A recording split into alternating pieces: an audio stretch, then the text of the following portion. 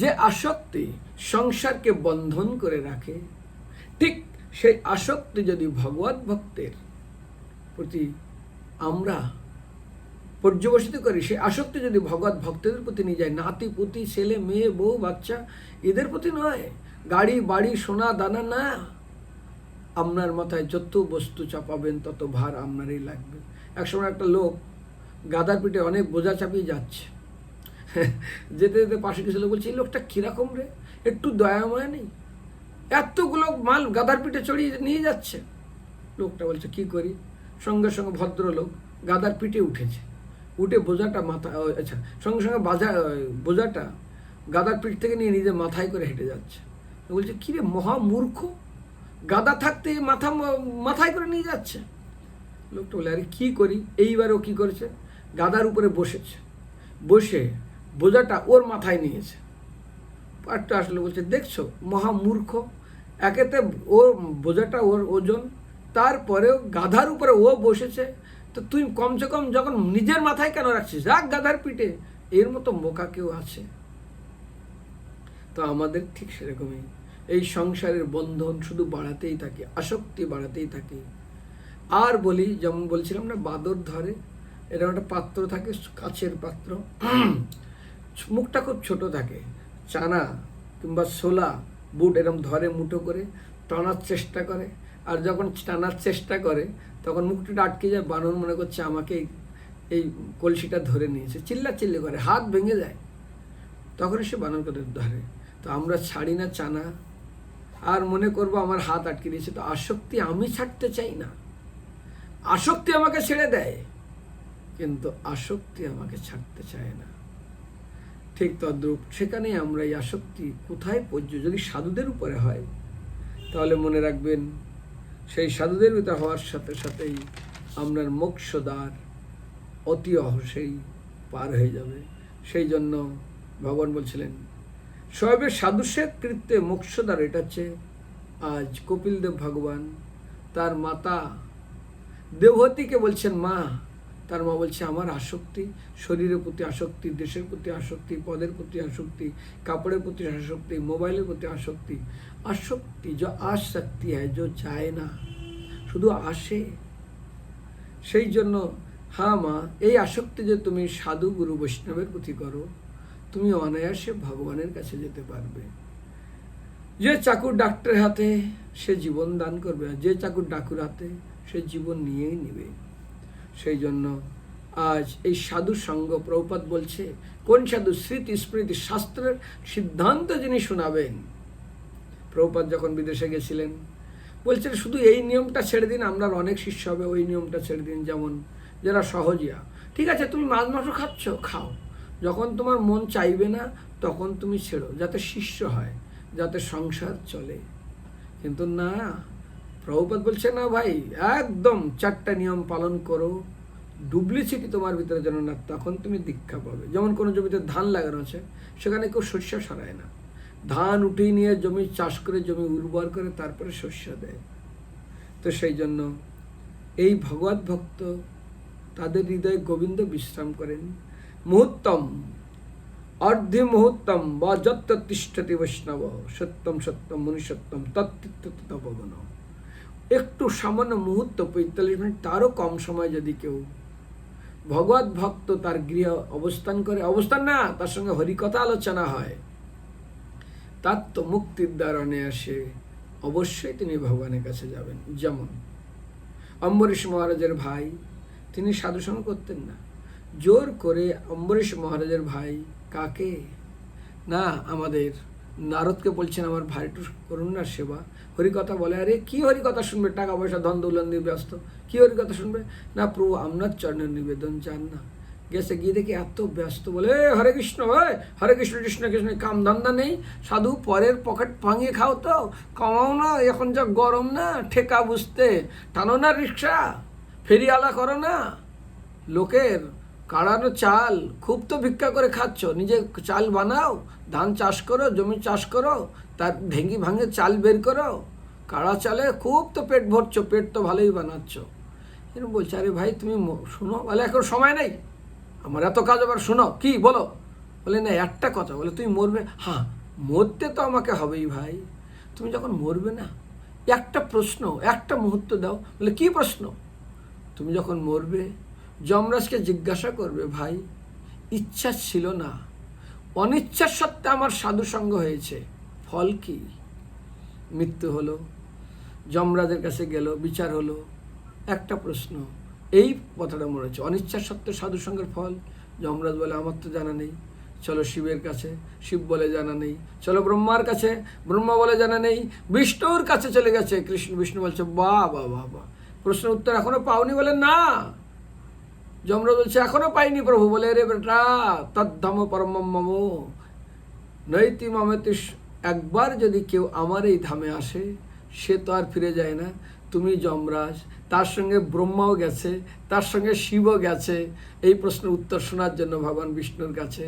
বলে তোমরা তিনজনকে একে নিয়ে আমার ধামে এসছো, আমার ধামে আসলে তো আর কেউ ফিরে যায় না।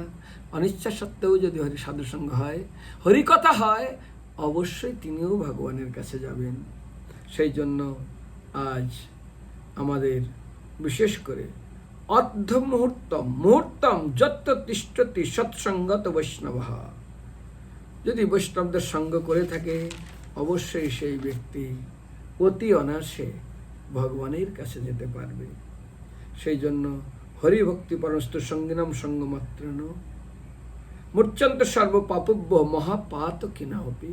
হরিভক্তির সঙ্গ যেমন আগুন, একটা ঘরে 50 বছর ধরে অন্ধকার, একটু ছোট আগুন জ্বালাতেই কিংবা সুইচ দিতেই কিংবা মোমবাতি জ্বালাতেই যেমন অন্ধকার পালিয়ে যায়, হরিভক্তি পরমস্তু সঙ্গিনাম সঙ্গমাত্রেণ, অল্প সময়ে যদি সৎগুরু সৎভক্তের সান্নিধ্য পায়, মূর্ছন্তি সমাপ্ত হয়ে যায়, মুছে যায়, পুড়ে যায় পাপেভ্য মহা পাপ, পাতক না অপি, এত বড় পাপ যার করার ক্ষমতা নেই। সেই জন্য আজ বিশেষ করে আমাদের শ্রীমদ্ ভাগবত চৈতন্য চৈতামৃতে এক মহান শ্লোক আছে, যদা যথা গৌর পদার বিন্দ বিন্দেতি ভক্তিম কৃত পুণ্য রাশিম তথা তথা উৎসপতিজ হৃদি অকস্মাদ রাধা পদম্বুজ সুদম্ভ রাশি।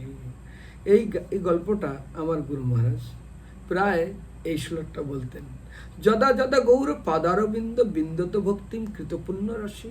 আরে গৌরের যারা ভক্ত এরা কারা?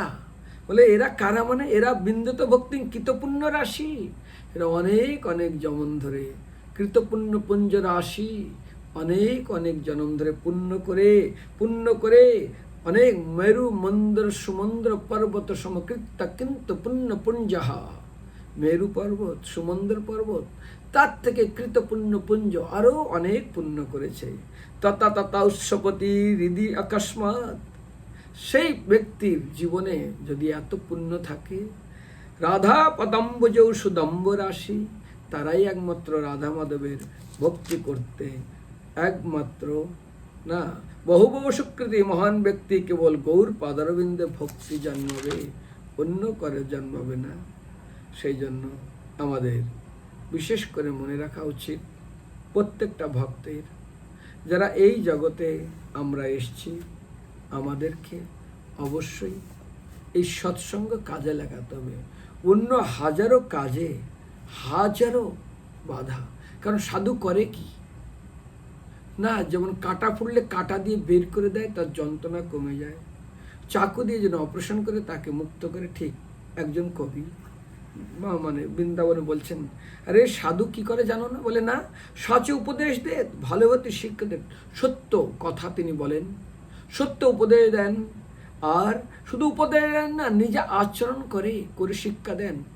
যজ্জত আচরি ষষ্ঠ তত্তদেবতর জানা সযৎ প্রমাণাঙ্কৃতে লোকস্তদনুবর্ততে, আচরণ করে তিনি শিক্ষা দেন। আচার করে কেহ না করে প্রচার, প্রচার করে কেহ না করে আচার, আচার প্রচার দুই কার্য, জগতের গুরু সেই জগতের রাজ্য। তো আর কি করে না, শুধু শিক্ষা দেয় না, নিজে আচরণ করে শিক্ষা দেয়, আর কিছু নয়, সমতা বুদ্ধি দেদ কুমতি হরদেদ। আর এই বিদেশিরা আমাদের দেশে কিভাবে শাসন করেছে, এই নিগ্র কালোগুলো সাদা মানুষকে কিভাবে মেরেছে, আর কালোগুলো কি করে মেরেছে, হিন্দু মুসলমানদের সঙ্গে কিভাবে বিদ্বেষে লক্ষ লক্ষ হিন্দু কিভাবে মারা গেল, মুসলমান মারা গেল, তাদের ভিতরে এমন একটা শহীদ ভাব জাগরণ করে দিয়েছে নেলসন ম্যান্ডেলা। তিনি প্রথম যখন সাউথ আফ্রিকান প্রেসিডেন্ট, তাকে নোবেল প্রাইজ দেওয়া হয়, গিনিস বুকে তার নাম আছে, ইসকনে যায়, এই সাদা কালো এত সুন্দর হাত ধরে নাচছে, একজন একজনকে আলিঙ্গন করছে, একজন আরেকজনের সেবা করছে। উনি অনেকবার গেছে সাউথ আফ্রিকায় আমাদের ইসকন মন্দিরে, গিয়ে উনি হরিনাম করতেন। বলে আমি এই সাদা কালোকে মিলন করার জন্য অনেক চেষ্টা করে আমি রাজ্য বল, ধন বল, জনবল, মানে শক্তি বল, এতটা যারা করতে পেরেছি, আমি করেছি, ভয় দেখি আইন দিয়ে সাদা কালো অনেকটা মিলন করেছি। কিন্তু আমি ইসকনে আসার পরে আজ সাদা কালো কিভাবে হৃদয়ে হৃদয়ে একজন আরেকজনকে কিভাবে আলিঙ্গন করছে, যাদের হৃদয়ের ভিতরে সমস্ত ভেদভাবকে সমূলে উৎপাটিত করেছেন, যা আমি বিন্দুমাত্র করতে পারিনি, আইনের ভয়ে তারা করছে।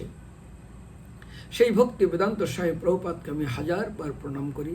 আমাকে নোবেল প্রাইজ দিয়েছে, এই নোবেল প্রাইজ আমার যোগ্য নয়। যদি সত্যিই নোবেল প্রাইজ দিতে হতো তাহলে ভক্তি বেদান্ত স্বামী প্রভুপাদকে দেওয়া উচিত, যিনি এই ভেদভাবকে সমাপ্ত করে দিয়েছেন। যেমন আমরা ইসকনে একই বাবার না, একই মায়ের না, একই ভাইয়ের না, একই দেশের না, দেখুন কোনো ঝগড়া নেই। আর আমাদের বাড়িতে স্বামী স্ত্রী ঝগড়া, ভাই বোনের ঝগড়া, মানে সব জায়গায় শুধু ঝগড়াই ঝগড়া। কারণ ইসকনে কেন নেই না? তিনি কি বলেছেন? সমতা বুদ্ধিদের, বুদ্ধিকে শুদ্ধ করে, আর কুমতি হরদলে, খারাপ যে মতি, খারাপ যে ভাবনা, মনের যে দোষ, সেটা হরণ করে নেয়। মার্গ দেখাই দে তো ভাব আর ভক্তি দে, একমাত্র ভক্তি মার্গ যে রাস্তা, কোন রাস্তা? মহাজনস যখন প্রশ্ন করেছিলেন যুধিষ্ঠির মহারাজকে, কা পন্থা কা গতি, কহিম আশ্চর্য, যক্ষরাজ প্রশ্ন করেছে, তখন মহাজনস গতা সুপন্থা। সেই জন্য ভগবত ভক্তির মার্গ, পন্থা, রাস্তা তিনি দেখিয়ে দেন, হাতে ধরে নিয়ে চালান, শিখান, আর ভক্তি এবং ভগবানের প্রতি অহৈতুক নিষ্ঠা তার ভিতরে ভরে দেন। প্রেম কি প্রতিদেয়, দেখো ভাই, ভগবানের ভক্তি করলে কি আনন্দ পাওয়া যায়।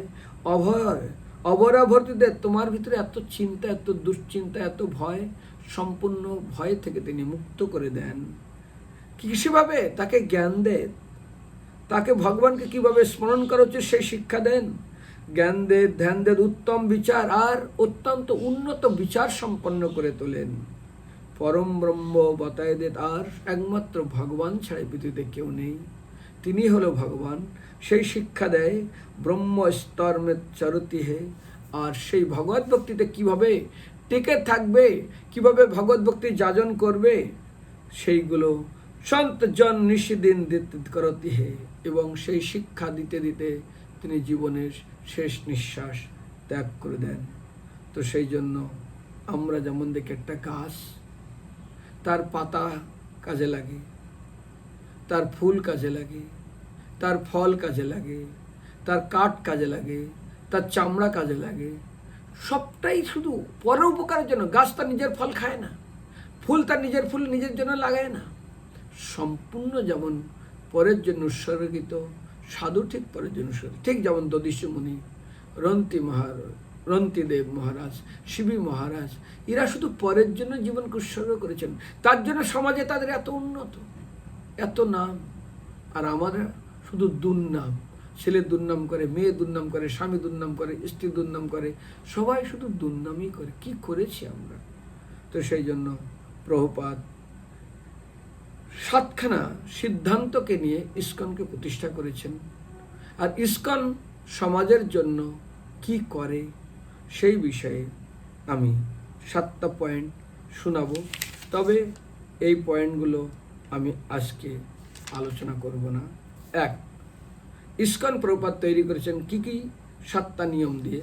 সেখানে 7টা নিয়ম ভিতরে সমাজের জন্য কি করেছেন যখন প্রশ্ন উঠেছিল, সেখানে বলেছে ইসকন ভক্তরা নিজে কৃষ্ণ ভক্ত করে, যে আনন্দ উপভোগ করে, যে আনন্দ পায়, তা নিজে না রেখে নিঃস্বার্থভাবে জনসমাজকে বিলিয়ে দেয়। এবং তিনি যে দিব্য আনন্দ পেয়েছেন, সেই দিব্য আনন্দ সবাইকে মাতিয়ে রাখে এবং তার জন্য তিনি সম্পূর্ণ প্রচেষ্টা চালান। যেমন শিবজি যখন হলাহল বিষয় নিজের জন্য রেখেছিল, অমৃত সবার জন্য দিয়েছে। আমাদের যেমন কোথাও ভালো ব্যবসা হচ্ছে, এইতে এত লাভ হচ্ছে, কাউকে জানাই না, কিন্তু না, সাধু সেরকম নয়। প্রভুপাদ আমেরিকায় গেছে, প্রচার করছে, এসে বলছে গৌরী মঠের ভক্তরা সবাই চলুন, বৃন্দাবনে লেকচার আছে, এদের বিশাল মার্কেট, আমি একা কত করব। মহাপ্রভুজন বলছে আমি একাই ফল কত বিলাবো, সবাই বিলাও, আসো আমাকে সাহায্য করো। 2 নম্বর, সমাজকে শিক্ষা দেয় কিভাবে পবিত্র জীবনযাপন করা যায়, আর পবিত্র জীবনযাপন করার ফলে মানুষ কতটা আনন্দ পায় সেই রাস্তা দেখান। 3 নম্বর, মাদক দ্রব্যাদি গ্রহণের ফলে তার প্রভাবে জনসমাজ কিভাবে কতটা উন্মত্ত এবং হিতাহিত জ্ঞান হারিয়ে ফেলে, কি ধরনের মানসিক, শারীরিক, সামাজিক অধঃপতন হয়, তার থেকে কি করে মানুষকে রক্ষা করা যায় সেই শিক্ষা নিজে আচরণের মাধ্যমে সমাজকে দেয়। যে সমাজ আজ উন্মাদ এইসব নেশা, জুয়া এইসব গ্রহণ করে। 4 নম্বর, লোভের বশবর্তী হয়ে মানুষ যে সমস্ত অন্য প্রাণীর প্রতি হিংসা করছে, সম্পদের প্রতি হিংসা করছে, মানুষকে কিভাবে চিটিং করছে, হিংসাত্মক কার্যে এমনকি খুন, মার্ডার পর্যন্ত করে দিচ্ছে, তার খারাপ দিক কি সেটা দেখান। একটা প্রাণীকে যখন মারা হয় কত ছটফট ছটফট করে, এদের তোমাদের কেমন কলেজা, ওটা কি দেখতে পাও না? মেয়ে যদি একটু পেট ব্যথা, একটু অসুস্থ হয়ে যায়, কত কষ্ট পাও, আর এদের দেখে না। 4 নম্বর, 5 নম্বর, শিবী মহারাজ, যেমন আমরা উদাহরণ দিলাম। যাই হোক, একটা ছোট উদাহরণ আছে। একসময় একটা অযোধ্যায় একজন মা তার বাচ্চাকে বলছে, বাবারে আমার পায়ে খুব ব্যথা, ওই গাছের ছালটা নিয়ে আস না, চামড়াটা। আনতে গিয়ে দেখে যখন গাছের ছাল কাটছে, দেখে আঠা বেরোচ্ছে, ছোট বাচ্চা বলে রক্ত বেরোচ্ছে, সঙ্গে সঙ্গে নিজের পা কেটেছে, দেখে রক্ত বেরোচ্ছে, যন্ত্রণা হচ্ছে, দৌড়ে এসে বলছে, মা আমি পারলাম না তো। কেন? আরে তোর পায়ে, মা যখন আমি গাছে কাটলাম দেখলাম গাছ থেকে রক্ত বেরোচ্ছে, আমি আমার ব্যথা হচ্ছে কিনা চেক করার জন্য আমার পা কাটলাম, চামড়া চলে দিয়ে, মা এ তো প্রচণ্ড কষ্ট হচ্ছে, এটা তো আমি পারবো না। এমন হৃদয়। আর আমাদের হৃদয় কেমন? টিভি, মোবাইলে ডিসকভারি, অ্যানিমাল প্লান্টস দেখে নির্মম কত অত্যাচারভাবে প্রাণীগুলো কিভাবে হত্যা করছে, কিংবা একটা বাঘ কিভাবে হরিণকে দেখছে কত ছটফট করে মরছে, ওইগুলো দেখে এখনকার বাচ্চারা আনন্দ পায়। জুয়া, চুরি, ছল, চাতুরি, স্বেচ্ছাচারিতা হয়ে মানুষ, যেমন যুধিষ্ঠির মহারাজ জুয়া খেলে সব কিছু হারিয়ে যায়, সব কিছু শেষ, স্ত্রীকে পর্যন্ত দিয়ে দেয়, সেই সব করে মানুষ সর্বস্ব হারিয়ে ফেলে। তার সেখান থেকে কী করে রক্ষা পাওয়া যায়? ইস্কন ভক্তরা সেই শিক্ষা জনসমাজকে দেয়। 7 নম্বর, আজকেরকার দিনে লক্ষ লক্ষ মানুষ অসংখ্য প্রলোভনে পড়ে, যেমন কি বলে ওটা, সারদা কাণ্ডে পড়ে, তারপর চিট ফান্ড না কি যেন, ওই সমস্ত পড়ে। কয়েকদিন আগে আমি গেছিলাম আরামবাগে, কত ভক্ত এসে কান্না করছে, কিছু পয়সা লাগিয়েছে, শেষ। কয়েকদিন আগে এই পানিহাটির আশেপাশে একটা গ্রাম থেকে একটা মাতাজি এসছে, কান্না করছে। কান্না কেন করছো? আমার ছেলে 12 লাখ টাকা কিসে লাগিয়েছে, শেষ। একজন লোক 4 কোটি টাকা নিয়ে পালিয়ে গেছে। বেশি লোভ, সেই জন্য লোভে পড়ে মানুষ, আজকের দিনে মানুষ কিভাবে সম্পূর্ণ হারিয়ে ফেলছে, সম্পূর্ণ নিঃস্ব হয়ে যাচ্ছে। সেই লোভ থেকে কি করে মানুষকে বাঁচানো যায় তার জন্য, কারণ আজকের দিনে লক্ষ লক্ষ মানুষ অসংখ্য প্রলোভনে পড়ে, পাপকর্ম করে, হতাশাপূর্ণ পরিস্থিতিতে পড়ে কষ্ট পাচ্ছে, এমনকি আত্মহত্যা পর্যন্ত করে নিচ্ছে। সেই মহা অনাত্ম থেকে সমাজকে ইস্কন ভক্তরা শিক্ষা দেয়, সেখান থেকে ফিরিয়ে নিয়ে আসে। আর রাস্তা ঘাটে দাঙ্গা, ঝগড়া, মারপিটে ভরা, তাদের যথার্থ পথের সন্ধান করেন, আর সৎসঙ্গের মাধ্যমে সচ্চরিত্রবানে পরিণত করার শিক্ষা দিয়ে আজ সমাজে ইস্কন কি এক সময় আমেরিকায় প্রভুপাদ তখন প্রচার করছে, আমেরিকান সরকার হিপিগুলোকে ধরে ধরে জেলে ঢুকাচ্ছেন। তো একদিন রাত 1টার সময় পুলিশের গাড়ি একটা হিপিকে ফলো করেছে, ড্রাগ নেয়, ঘুরে বেড়ায়। তখন ওই হিপিটা দৌড়াতে দৌড়াতে দৌড়াতে দৌড়াতে ইস্কন মন্দিরে এসছে, Krishna Krishna save me, Krishna save me, this is the demonic people, আসরিক ধরনের মনোপান্ন, দ্য পুলিশ কামিং অ্যান্ড আমাকে ধরছে এবং আমাকে ধরে আমাকে নিয়ে আমাকে জেলে ঢুকাবে। কৃষ্ণ, ও জানে কৃষ্ণ হলো ভগবান, ও মাদ, ও ড্রাগ নেয়, Krishna save me, Krishna save me, once I am praying to you, this time please Krishna save me বলে দরজায় ধাক্কা দিচ্ছে আর হুড় করে কান্না করছে।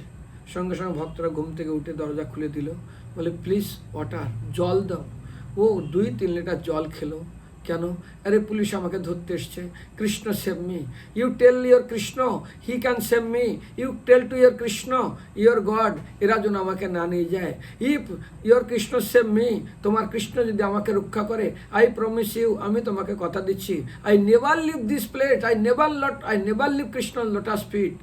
বলছে আমি ভগবান কৃষ্ণকে ছাড়বো না, তার চরণ ছাড়বো না, এইবারের মতো আমাকে রক্ষা করুক, বলো তোমার কৃষ্ণকে। ভক্তদেরকে বলছে। তখন পুলিশরা এসছে, জানলা দিয়ে দেখছে, ওইরকম ক্রন্দন করছে, ভক্তরা জল দিচ্ছে, লাইট জ্বালাচ্ছে। বাইরেতে বললো নাও, পুলিশরা বললো now he got a such a safety place, now he will be save, her life will be save, her life will be success. মানে পুলিশ এরকম বললো, নাও, ও এমন একটা জায়গায় আসলো যেখানে ও অত্যন্ত পবিত্র জায়গায় এসছে, ওর জীবন শুধরে যাবে, ওর জীবন শুদ্ধতায় পরিণত হয়ে যাবে, ওর জীবনের যথার্থ সাফল্যতা লাভ করবে। ঠিক তদ্রূপ আমরা ইস্কন রূপের সংস্থায় এসছি। ইস্কন রূপ সংস্থায় এসে যদি আমরা প্রভুপাদের এই সান্নিধ্য গ্রহণ করি, যে শ্লোক আজ ভণ্ড গুরুদের না, ভণ্ড সাধুদের নয়, যারা ঠকাচ্ছে, নিজেকে ভগবান বলছে, প্রতারকদের নয়, একমাত্র একটাই সংস্থা আছে, সেটা হলো ইস্কন। আজ 50 বছরের উপরে এই সংস্থা চলছে, লক্ষ লক্ষ লোক এখানে প্রবেশ করছে, 1-2 বছর না, কত শত বছর তারা এইভাবে কত বছর কাটিয়ে দিচ্ছে। সেই জন্য চেষ্টা করবেন নিষ্ঠা সহকারে এটাকে পালন করার জন্য। হরে কৃষ্ণ। এখন আপনাদের কোনো প্রশ্ন থাকলে করুন, নইলে আমি মন্দিরে ক্লাসে যাব। হরি বল। আমি এই ক্লাস আবার ইউটিউবে দিব, শুনবে ভাই। আমি কিন্তু প্রশ্ন করব আগামী সপ্তাহে, ইস্কন কি কাজ করে সমাজের জন্য, সাধুরা কি কাজ করে সমাজের জন্য। হরি বল। কারো কোনো প্রশ্ন থাকলে বল।